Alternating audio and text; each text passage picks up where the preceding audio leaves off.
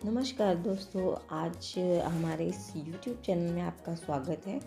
आज की जो औषधि है, आप जो लताएं देख रहे हैं, जो फूल पत्तियां देख रहे हैं, इस औषधि का यूज़ बहुत ही बेहतरीन तरीके से किया जाता है। बहुत ही ज़्यादा रोगों में ये उपयोगी होती है। इसके आप फल देख रहे हैं और इधर जो साइड में इसके छोटे छोटे बीज देख रहे होंगे, फूल देख रहे होंगे, तो ये बहुत ही ज़्यादा सुंदर लगते हैं देखने में तो दोस्तों ये बहुत ही सुंदर लगता है। साथ ही ये बहुत ही ज़्यादा महत्वपूर्ण औषधि है जो कई सारे असाध्य रोगों को खत्म करने के लिए उपयोगी होती है। सबसे पहले तो आप इसकी पहचान कर लें। इस तरीके से झुंड में इसके फल जो है लगे रहते हैं, समूह में बहुत सारे, और साथ ही साथ इसकी जो लताएं होती हैं इस प्रकार से होती हैं। आप पेड़ के ऊपर जो है साइड साइड से चढ़ना शुरू हो जाता है। और ये जो फल आप देख रहे हैं इसके ये सूखने के बाद आप देख रहे हैं कुछ इस तरीके से आपको इसका जो फल है मिलेगा, और बीजे निकाल के सुखाने के बाद कुछ इस प्रकार से आपको मिल जाएंगे। तो ये देखिए, इसे सही से और ध्यान से देखिएगा कि यही वाला पौधा है ये। देखिए बहुत ही ज़्यादा ये सुंदर लगते हैं, देखने में मनमोहक लगते हैं। इसके साथ ही आज भी जो लोग आदिवासी लोग हैं, जो गांव शहर में एकदम किनारे रहते हैं, वो लोग इसे माला बना के अपने गले में पहनते हैं। साथ ही साथ इसका उपयोग तांत्रिक विद्या में भी काफ़ी लोग करते हैं। बहुत सारे तांत्रिक इसका उपयोग भी करते हैं अपने में। के साथ ही कई लोग इसे जो है कई रोगों में ख़त्म करने के यूज़ होता है। आप देखिए इसके फल इतने ज़्यादा सुंदर लगते हैं, और इसके फल जो हैं वो 2 रंग के होते हैं, काले और सफ़ेद। जब ये फली में लगते हैं कुछ इस तरह के तरीके से, और उसके बाद जब ये सूख जाते हैं, बीजे बन जाते हैं, तो आप इनके फूल भी देख लीजिए, कुछ इस प्रकार से होते हैं। और सुखाने के बाद जब हम इन्हें रखते हैं तो देखिए कितने मनमोहक, कितने ज़्यादा ये खूबसूरत दिखते हैं। तो आप इसे पहचान ही गए होंगे। अगर नहीं पहचानते तो इसे ठीक से देख लीजिए और ध्यान से पहचान लीजिए। तो चलिए हम बात करते हैं इसके औषधीय गुण के बारे में, क्योंकि इसके औषधि गुण भी बहुत ही ज़्यादा हैं और बहुत ही ज़्यादा ये फ़ायदेमंद है कई असाध्य रोगों में। तो चलिए इस पर हम आगे बढ़ते हैं, बात करते हैं। गाँव, शहर, रोड के आसपास, जंगल के आसपास रहते होंगे तो आपने इस पौधे को ज़रूर देखा होगा, क्योंकि ये पौधा जो है ये झाड़ीनुमा निकलता है और लताएं होती हैं इसमें, पेड़ को जल्दी से जकड़ के ऊपर चढ़ जाता है। और इसके फल कुछ इस प्रकार से होते हैं और इसके बीज यूज़फुल होते हैं। इसकी पत्तियां कुछ इस प्रकार से होती हैं। फल बहुत ही ज़्यादा सुंदर होते हैं। इसके साथ ही इसके औषधि रोग को ख़त्म करने की क्षमता भी बहुत ज़्यादा होती है। तो इतना देखने के बाद आप इसे पहचान ही गए होंगे, कुछ इस प्रकार से ये होता है। और बारिश में ऐसे तो इसके बीजे जो है नीचे गिर जाते हैं अपने आप, और सूख जाता है पेड़ और ये झड़ जाते हैं अपने आप बीजे। लेकिन बारिश के मौसम में ये अपने आप झाड़ीनुमा अपने आप खुद से खुद ये निकल आता है पौधा, और फिर इसमें वापस वैसे ही बीज, फल, फूल निकलने शुरू हो जाते हैं। तो अब आगे बढ़ते हुए चलिए औषधि गुणों के बारे में बात करते हैं।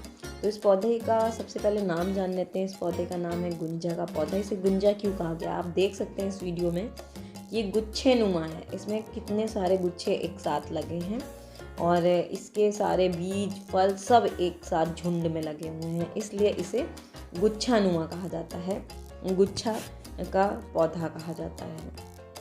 इसके साथ ही आप किसी भी शहर में रहते हों, किसी भी जगह पे रहते हों, तो वहाँ पर आप इसे किस नाम से बुलाते हैं, किस नाम से जानते हैं, तो मुझे कमेंट्स करके ज़रूर बताएं, क्योंकि हमारे यहाँ इसे इसी नाम से जाना जाता है।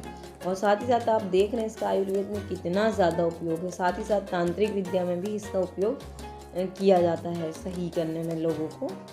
कई बार इसे लोग माला बना के पहनते हैं, तो उससे भी इसके बहुत सारे फ़ायदे मिलते हैं। तो चलिए अब इसके औषधीय गुण, बीमारी में किस प्रकार से यूज़ होता है, कितनी इसकी मात्रा लेनी है, कितनी मात्रा सेवन करनी है, इन सब पे हम बात करते हैं आगे। कौन से रोग को ये जड़ से ख़त्म करता है और कौन से रोगों को ये धीरे धीरे ख़त्म करता है। तो चलिए इस पर बात करते हैं, पर उससे पहले अगर वीडियो में बने रहिएगा और वीडियो थोड़ा सा भी अच्छा लगे तो लाइक ज़रूर कीजिएगा, क्योंकि आपके लाइक से मेरा मोटिवेशन अप होता है और आपके लिए और भी अच्छे अच्छे वीडियोस बनाने का मन करता है। और साथ ही साथ मैं आपको ये बता दूं कि एक वीडियो बनाने में, इसके बेनिफिट्स ढूंढने में, इसके उपयोग ढूंढने में हमें बहुत वक्त लगता है।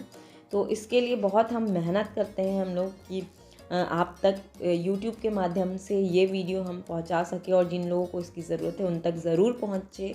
तो आप जो है, अगर आपको पसंद आए थोड़ा भी, तो आप एक लाइक ज़रूर कीजिएगा, क्योंकि आपके लाइक से हमें पैसे नहीं मिलते, बल्कि हमें बहुत अच्छा लगता है और मोटिवेशन अप होता है। तो चलिए हम सबसे पहले बात करते हैं, इसे दूसरी जगहों पे इसे रत्ती के नाम से भी जाना जाता है। तो बता दूं कि गुंजा जो है ये 3 प्रकार के होते हैं और हर जगह पर 3 प्रकार के मिल जाते हैं, क्योंकि कोई बहुत ज़्यादा ख़ास अंतर किसी में भी नहीं होता है। कहीं पर ये लाल कलर के होते हैं, काला और सफ़ेद, ये 3 रंग का होता है। तो इनमें फूल पत्ती पेड़ पौधे में ज़्यादा अंतर नहीं होता है बहुत ज़्यादा, बस ये 3 कलर के इसी प्रकार से मिल जाएंगे आपको। तो आप ये देख रहे हैं, ये वाला गुंजा जो है लाल और काला है।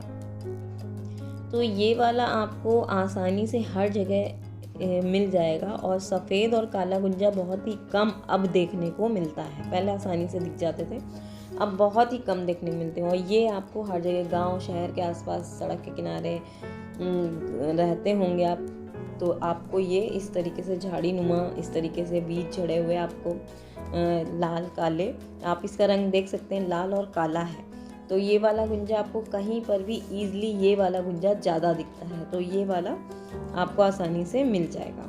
फल फूल पत्ते बीज और यहाँ तक कि जड़ का भी उपयोग होता है, औषधि के रूप में उपयोग किया जाता है। तो हम यहाँ पे लाल गुंजा के ही फायदे बताएंगे, क्योंकि ये आसानी से मिल जाता है। और आप अगर इसकी पत्ती को निकाल लेते हैं, उसे धुल लेते हैं और फिर मुंह में रख के उसे चबाते हैं, तो उसका स्वाद काफ़ी मीठा लगेगा। तो इसे चबाने से आपके मुंह की जितनी भी प्रॉब्लम होती है, जैसे मुंह से दुर्गंध आना या दांतों में सड़न होना या फिर मुंह पे छाले हो जाना, मुंह से गंदी बदबू आना, तो इस तरीके से मुंह के अंदर अगर आपके कुछ भी सूजन या कुछ आ गया है और या फिर दांत सड़ने की वजह से आपके नसूड़ों में सूजन आ गई है, तो बहुत ही जल्दी आपको आराम मिल जाता है।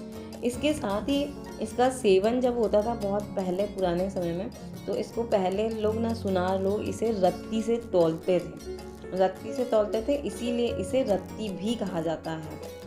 संस्कृत में इसे लाल गुंजा, सफ़ेद गुंजा, काला गुंजा और लाल और कालग्रती भी कहा जाता है। क्राक ग्रंथि, उजटा, हिंदी में इसे गुंजा, उच्चवटी या काकवटी, उमेल या तमिल में इसे उली माटू, तमिल में इसे लाटी मानू, में इसे उर्दू में इसे कुंजी, में इसे गालगंजी, गुजराती में चुनौटी, बंगाली में कफंस, तेलुगु में गुरु गुंजा। तो इन्हीं नामों से जाना जाता है अलग अलग क्षेत्रों में। दोस्तों, आपके क्षेत्र में किसी और नाम से जाने जाते होंगे ये। आप अगर इसके बारे में कोई भी जानकारी जानते हो तो आप हमें ज़रूर कमेंट करके नीचे बताएं। हो सकता हो आपकी जानकारी किसी के काम आ जाए, किसी को इसका यूज़ करना आ जाए, किसी की बीमारी में काम आ जाए, तो हमें नीचे कमेंट ज़रूर करिएगा अगर आपको खुद भी इसके बारे में पता होता है तो। दोस्तों, इसका जो वनस्पति नाम है वो है एस्ट्रेगिटोरियम। आयुर्वेद के मत के अनुसार गुंजा उष्ण, तीक्ष्ण, कटु, लघु, वात, तीक्ष्ण, कफ, मग, रुचिकारक, बलकारक, सुकून कारक, भूख की कमी को पूरा करना, वधकारक, यहाँ की खांसी जुखाम बुखार में भी ये बहुत अच्छा काम करता है। सांस रोग या स्किन रोग या फिर पुराने से पुराने घाव हो गए हो आपको, या कान का रोग, कान में किसी भी प्रकार का आपको रोग हो गया हो, जैसे कान से पस बहना या कान में सूजन आ जाना, या फिर आपको गंजापन या ऐसी कोई भी समस्या हो आपको, क्षय रोग, उदय रोग, पेट संबंधी समस्याओं के जो पेट संबंधी रोग होते हैं, धातु संबंधी रोग, धातु रोग, धातु चिंता या कमजोरी, सैटिका की समस्या हो या चर्म रोग की समस्या हो या जोड़ों का दर्द हो, किसी भी प्रकार की समस्या हो तो उसमें इससे आपको समस्याओं को दूर किया जाता है। इसका बहुत ही जल्दी आपको चमत्कारी फ़ायदा होता है या चमत्कारी उपयोग होता है। इसका बहुत ही बेहतरीन फ़ायदा होता है हर समस्या में, जितनी मैंने आपको बताई, और जो नहीं बताई हैं उनमें भी आप जब इसके बारे में डिटेल से कहीं पढ़ेंगे तो बहुत ज़्यादा फ़ायदे लिखे होते हैं, बहुत ज़्यादा ही फ़ायदे होते हैं हर बीमारी में। बहुत बेहतरीन औषधि है ये। दोस्तों, जो सफ़ेद गुंजा होता है ना, उसका तांत्रिक लोग अपनी तांत्रिक विद्या में उपयोग करते हैं सम्मोहन करने में। विद्या में इसे यूज़ करने के लिए, उसे उपयोग करने के लिए सबसे पहले इसे शुद्ध करते हैं, और शुद्ध अगर आप नहीं करते हैं तो उससे पहले आप इसे उपयोग नहीं कर सकते हैं, क्योंकि इसे सबसे पहले शुद्ध करना होता है आपको।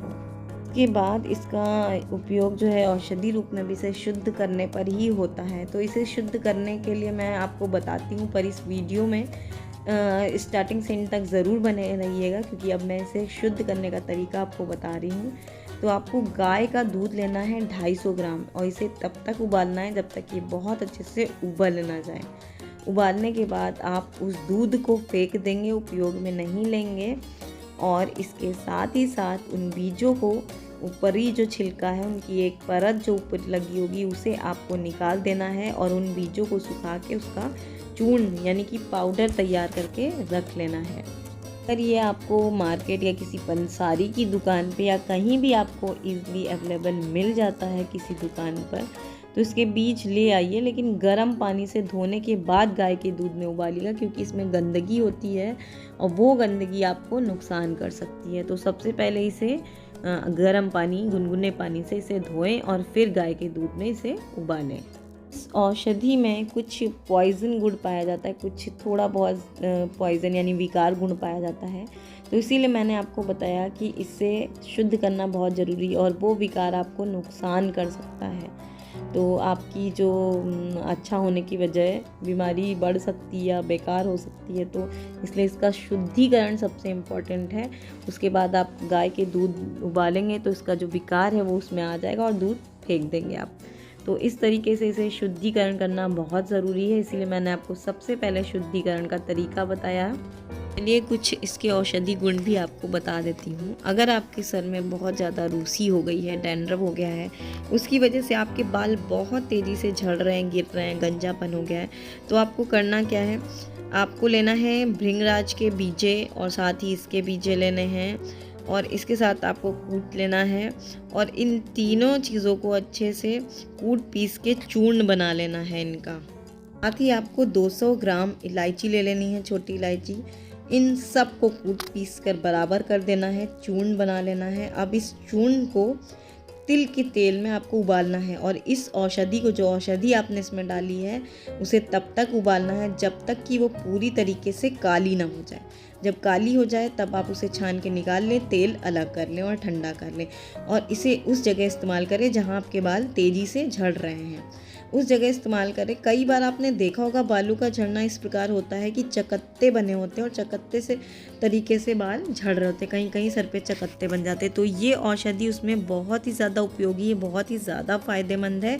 उस जगह पर इसे लगाइए, आपके बाल तेज़ी से लंबे होने लगेंगे, बाल बहुत ही ज़्यादा शाइनिंग फुल दिखने लगेंगे, बाल बहुत ही खूबसूरत दिखने लगेंगे। साथ ही गाइस आपके बाल लंबे, काले, घने हो जाएंगे, और उस जगह पे बाल निकल आएंगे जहाँ के बाल झड़ गए हैं।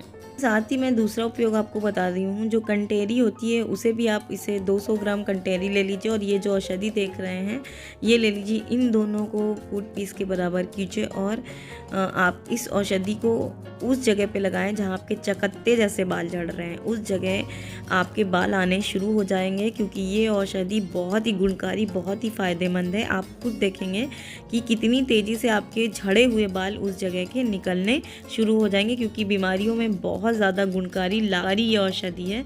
इसी प्रकार से इसका यूज़ करना है, उपयोग करना है। फ़ायदे की बात करें तो जैसे कंठमाला, जिसे ब्लेंडर जेल भी कहते हैं, उसके बीजों को आपको ले लेना है, और साथ ही इसकी जड़ ले लें, और उन दोनों को समान मात्रा में इनका काढ़ा बनाना है। काढ़ा तब तक आप और उबालें। गाढ़ा पड़ने के बाद आप इसे काले तिल में इसे बहुत अच्छे से पकाएं। उसके बाद जब काढ़े से पानी जल जाए तो आपको उस तेल को किसी डिब्बे या फिर किसी कंटेनर में, एयर टाइट कंटेनर में उस तेल को रख लें। तेल से अगर मालिश करते हैं तो आपको पूरी तरीके से कर्णमाला जो है, कर्णमाला ख़त्म हो जाता है, नष्ट हो जाती है पूरी तरीके से। हैं जैसे घुटने संबंधी रोग है, गठिया संबंधी जोड़ों में दर्द हो रहा है,